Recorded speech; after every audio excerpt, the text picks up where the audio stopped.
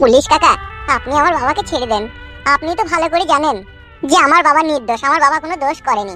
আমার বাবা নাইলে একটা বিয়ে করেছিল, সেই মেয়েটা ভাত খায়নি বলে চলে গিয়েছে, তাই বলে আমার বাবাকে এইভাবে মার্ডার কেস লাগিয়ে জেলে ভরে দিলেন আপনারা। পুলিশ কাকা, ও ছেড়ে দেন না। দিনে কবাসি গাঁজা খাস তুই? গাঁজা খাই না তো কাকা আমি। কি রে বানা, গাঁজা খাই না মানে? সত্যি বলছি কাকা, ও গাঁজা খায় না কবে? কেলা চুদার বাল, গাঁজা যখন খাই না তখন তো তোর এটুকু বোঝা উচিত। আমি বলছি রে বানা, তুই চুপ। আমাদের কাজ হচ্ছে আসামিকে ধরে এনে থানায় ভরা, উকিলের কাজ হচ্ছে জজের সাথে ফাইটিং করে আসামিকে ছাড়ানো। আমার কাছে এসে কোনো লাভ হবে খেপা চুদা? দামি একটা ভালো উকিল ধরগা, দিয়ে তোর বাপকে জামিন করানোর ব্যবস্থা করগা। তো বড় আপনি তো ধুই জানলেন। কি রে সুইরের বাচ্চা, পুলিশের সামনে বাড়া বাড়া বড় হয়ে গেছে, এখন কেটে নেবো। কাকা বাবু মোরক্ক সরক্ক ছেলে, অত বুঝে না, বাবার আবেগে এইসব কথাগুলো বলে ফেলছে। যদিও আপনি ধরে এনেছেন সেই জন্য আপনার কাছে বারে বারে আসছি, আপনি ছেড়ে দিলে ভালো হইতো। তুই আবার কোন গুদির ভাই রে? গাল দেন না কাকা বাবু। তোকে গাল দিলাম আমি? এই বোকা চুদার বেটা। চুপ ভাই, চুপ চুপ। কাকা বাবু ওর কথা বাদ দেন, রাগারাগি করেন না, ছেড়ে দেন। আর আমার বাবাকে কবে ছাড়বে তাই বলেন। এই শালো হ্যারে বুঝে তা ফেরে বুঝে না তো। বললো তো বে যে আমরা ধরে আনার মালিক ধরে আনি, ছাড়াবার মালিক হচ্ছে উকিল, আর জজ ফয়সালা করে ছাড়বে। এখান থেকে যায় কোন, নাইলে তুই দুজনে আবার গাড়িতে ভরে দেবো। তাইলে ছাড়বেন না তাই তো? কি রে? এ পালে রে পালে। তাইলে এখন কি হবে ফুটু ভাই? কি আবার হবে বুঝতে পারছি না। এখন ভুং ভাং করে ধরে এনেছে, এখন টাকা পয়সা খাবার লাইন, ওই জন্য এরকম করছে। এই কি বললি? যা সত্যি তাই বলেছি। তাহলে সব সময় ধরে আনলেন কেন? হ্যাঁ, আমার কাকা তো মার্ডার করেনি এর বাবা। কি রে? আজকেকার কেস? গত 3 বছর আগেকার কেস বেটা। মার্ডার করেছে কি করেছে না করেছে সে অন্য থানায় যে বড় বাবু ছিল সে জানাবে, আমি ওসব জানি? আমার কাছে ওয়ারেন্ট এসে ধইলে আনার, সেদিন ধইলে আইছে। বাহ স্যার বাহ। এর বাবা একটা বিয়ে করেছিল আজ থেকে 3.5 বছর আগে, সেই মেয়েটা ভাত খায়নি, সেই মেয়েটা পালিয়ে গিয়েছিল, তা সেই কেসটাকে আপনারা মার্ডার কেস বানিয়ে দিলেন। So very nice sir. আজকে বুঝতে পারছি স্যার কেন পুলিশের বুড়ো বয়সে হাঁপানি রোগ হয়, হাত পা কাঁপে, মনে হয় মোবাইলের মতো ভাইব্রেশন করছে। এই মিথ্যা কথা বলার জন্য, আর এই সাধারণ মানুষকে মিথ্যা কেসে ফাঁসানোর জন্য। পালাবে এখান থেকে, নাহলে এনকাউন্টার করে দেবো কোনি। করে দেন, এনকাউন্টার করবেন তো করে দেন, কোনো অসুবিধা নাই। এই যে বড়ার ডগে চলে যাবো খারাপ ডগে, এটা আবার ভয়ের কি? আইনের চোখে কালো কাপড় বিনতে কিন্তু সাধারণ জনগণকে বুঝাইতে চাইছো যে আইন সবারই জন্য সমান। এটা তো সামনের অংশ, যেটা পাবলিক দেখতে বিচার, যাকে আপনি পাবলিককে দেখাইছেন। আর এই কালো কাপড়ের ভিতরে যে বেআইনি কারবার চলছে সেটা কি লোকে দেখতে পেয়েছি তো? মার খাবে দেখে, পালাবে এখান থেকে। পালাবে সস্তা। আপনার বিরুদ্ধে সুপ্রিম কোর্টে মামলা করব, দেখবেন দেখবেন জানিয়া শুধু খুলে পালাবে অটোমেটিক আপনার। আমরা কম প্লেয়ার লয় বলি রাখলাম আপনাকে। আয় আয় পালিয়ে আয়।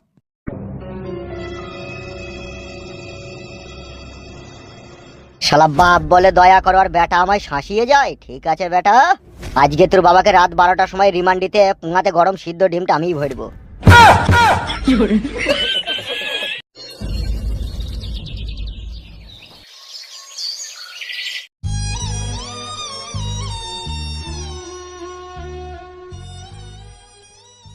কি রে তোর বাবা কই? কি আর বলবো মা তোমাকে, পুলিশ অফিসারটা বাবাকে ছাড়লো না। কেন, কি বললো কি? পুলিশ অফিসারটা বলছে এখান থেকে ছাড়ানো হবে না, ভালো কোনো উকিল দরকার, জজের কাছে গিয়ে ফয়সালা করে ছাড়াগা, তাই বললো। হ্যাঁ বাপ ফুটু, তুমিও তো সাথে গিয়েছিলে, তুমি কিছু বলতে পারোনি? কি আর বলবো কাকিমা বলেন, অফিসারকে অনেক বুঝিয়ে বলেছি কিন্তু কে কার কথা শুনে। এখন যুগ হয়ে গেছে অন্ধ কানুনের যুগ। এই অন্ধ কানুনের কাছে সাধারণ গরিব অসহায় মানুষের কোনো মূল্যই নাই। ব্রিটিশ আমলে যেরকম সাধারণ গরিব অসহায় মানুষকে মাজায় দড়ি পরিয়ে পুঙ্গায় চাবুক মারতো, এখন সেই রকম দিন মনে হচ্ছে আস্তে আস্তে এগিয়ে আসছে। আগেকার দিনে পুলিশকে চাকরি দিয়েছিল সরকার, সাধারণ গরিব অসহায় মানুষের উপরে যাতে অত্যাচার না হয় সেটা দেখভাল করার জন্য। কিন্তু বর্তমান রালিং যেটা চলছে কাকিমা, সাধারণ জনগণের কথা আজকে পুলিশ প্রশাসন ভুলে গিয়ে এমএলএ মন্ত্রীর কথাতে তারা চলছে, তারা যা বলছে তাই শুনছে। আমাদের কথা একদম চলছেই না সেখানে। তাই যদি হয় বাপ, তাহলে ওই এমএলএর কাছে যা, যে আমাদের নতুন এমএলএ হয়েছে বালবাবু এমএলএ। বালবাবু এমএলএ আমাদের কথা কি শুনবে কাকিমা? কেন শুনবে না? এই অঞ্চলে সব ভোট তো আমরাও ওকেই দিয়েছি, আমরাও তোকে ভোট দিয়েছি, তাইলে আমাদের কথা কেন শুনবে না? কিন্তু ভোট দেওয়ার আগে তো বললে যে আমি তোমাদের ঘরের ছেলে, একবার আমাকে ভোট দিয়ে জিতিয়ে দেখো আমি তোমাদের পাশে কিভাবে এসে দাঁড়াই। দি পাশে এমন ভাবে এসে দাঁড়াইছি, নিজের বাবা মাকে উল্টো পাল্টা কেস দিয়ে জেলে ভরে দিচ্ছি। এই তো পাশে এসে দাঁড়াইছি, তাহলে আবার তাদের কাছে গিয়ে কি বিচার পাবো? তবু একবার যেই দেখ না বাপ, যদি একটু দয়া ময়া করে। চোরে ফালতে চো, একবার যেই দেখিছো। তুমি শুধু চলো মা, নাইলে না রে বন্ধু, না কাকিমাকে যেতে হবে না, তো আর আমি চো। বেশ তাহলে চো, আয়।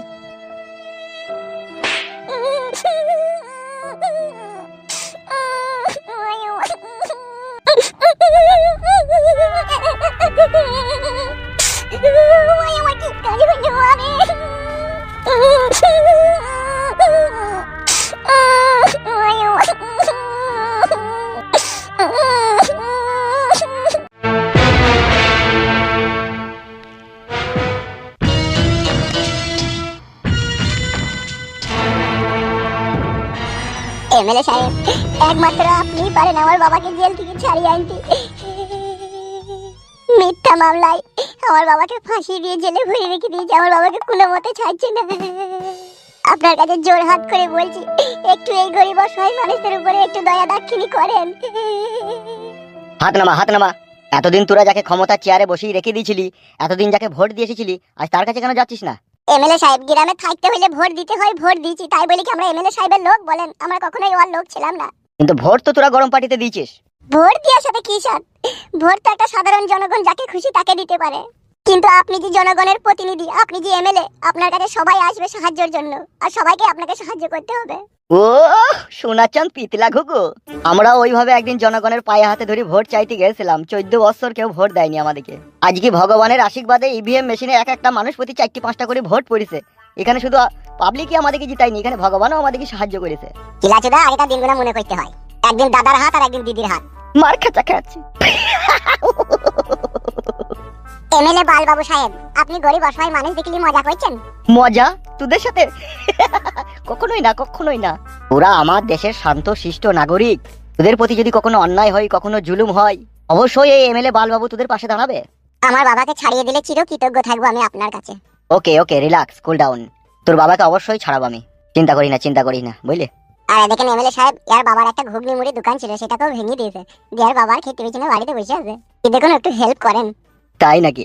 জি এমএলএ সাহেব। এ কই রে নেরা? এই তো দাদা, আপনার পেছনে আমি। আচ্ছা, সেই গানটা গা দেখিনি একবার, এদিকে শোনাতে একবার। ঠিক আছে দাদা, ঠিক আছে। যা কিছু পেয়েছি আমি তা আমার না, চিঠি যেন এসে গেছে ভুল ঠিকানায়, খুঁজে পাওয়া যাবে না তো হারালো যে কুল, ভুল সবই ভুল।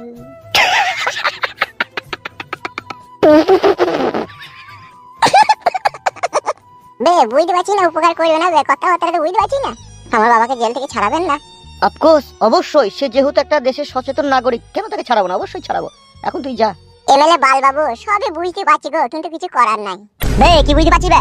তোকে বলিনি ভাই, তুই চুপ কর, আমি এমএলএ সাহেবকে বলছি। বললাম তো রে, ছাড়াবো। যাই কোন এখান থেকে। যাচ্ছি যাচ্ছি, যাওয়ার আগে আমরাও একটা গান বলে যাই আপনার সামনে। मौका मिलेगा तो हम बताएंगे तुम्हें कितना प्यार करती है सनम, दिल अपना चीर के हम दिखा देंगे। আরে ফালতু আয়।